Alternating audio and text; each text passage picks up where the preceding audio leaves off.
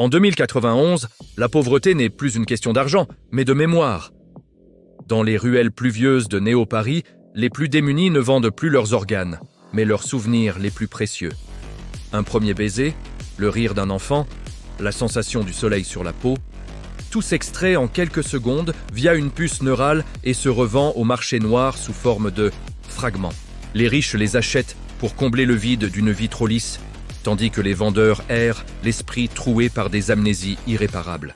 Kael est un nettoyeur. Son métier, racheter les souvenirs traumatisants pour les effacer.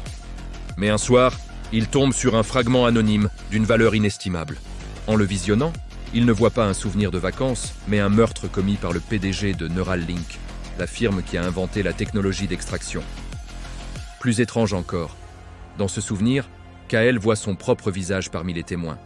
Mais il n'en a aucun souvenir. Kael comprend que sa propre mémoire a été nettoyée de force. En remontant la trace du fragment, il découvre que le marché noir n'est pas alimenté par la pauvreté, mais par un système de recyclage massif. Neuralink vole les souvenirs compromettants des citoyens pour les transformer en divertissements de luxe. Kael réalise que l'homme qu'il est aujourd'hui n'est qu'une coquille vide, construite sur des mensonges implantés. Pour révéler la vérité, Kael doit uploader ce souvenir sur le réseau mondial. Mais la puce de sécurité de Neuralink détecte l'anomalie. Pour contourner le pare-feu, Kael doit fusionner sa propre conscience avec le fragment. Le prix ? La destruction totale de son identité actuelle.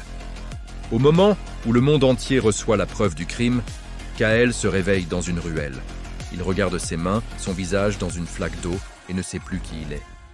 À ses pieds, un petit mot qu'il s'est écrit à lui-même. Ne cherche pas à savoir.